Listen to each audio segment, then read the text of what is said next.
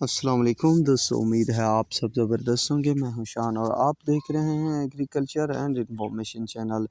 दोस्तों, मैं आपको बड़ी ख़बर से आगाह करता चलूं कि शुगर मिल वालों और स्टॉकियों का फ्रॉड बेनकाब। चीनी की कीमतें 200 रुपये फ़ी किलो के हिसाब से जाने का खदशा, चेयरमैन होलसेल। आखिर ये फंडा क्या है, तो लेटेस्ट अपडेट आप दोस्तों के साथ शेयर करूँगा इस वीडियो में।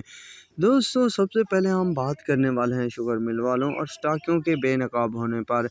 दोस्तों, अक्सर मैं आपको बताता रहता हूँ कि हुकूमत जो है वो स्टॉकियों के ख़िलाफ़ बड़ी बड़ी कार्रवाइयाँ कर रही है। कई शुगर मिल वालों के ख़िलाफ़ मुकदमे भी दर्ज कर दिए गए हैं, पकड़ धकड़ भी कर ली गई है।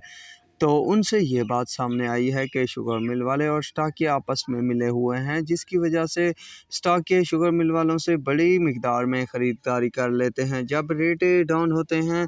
और जब वक्त आता है बेचने का तो एक दिन सेलेक्ट कर लेते हैं और उसी हफ्ते या उसी 2-3 दिन में ज़बरदस्त तेज़ी बनाए रहते हैं और कीमतें बढ़ा देते हैं और सेल भी खूब करते रहते हैं। अगर कीमतें कम हों तो किसी भी आम लोकल कारोबारी बंदे को चीनी नहीं बेचते और अपना दबदबा मार्केट में बनाए हुए हैं। तो इनके खिलाफ जल्द ही बड़ी कार्रवाई का खदशा है। हुकूमत कई कमेटियां तश्कील दे चुकी है और एक अब बड़ी कमेटी भी तश्कील दे दी गई है, जिसके ज़रिए दोस्तों इनकी खूब निर्गत बनाई जाएगी। इसके अलावा दोस्तों, चीनी की कीमतें बुलंद तरीन सतह पर जाने का खदशा है। वैसे भी पाकिस्तान की चीनी जो है स्मगल होकर अफगानिस्तान, ईरान, बाहर के मुल्कों में जा रही है, जिसकी वजह से कीमतें वैसे भी अच्छी खासी बढ़ चुकी हैं। दूसरा ये कि अब पाकिस्तान में भी 200 रुपये फ़ी किलो के हिसाब चीनी का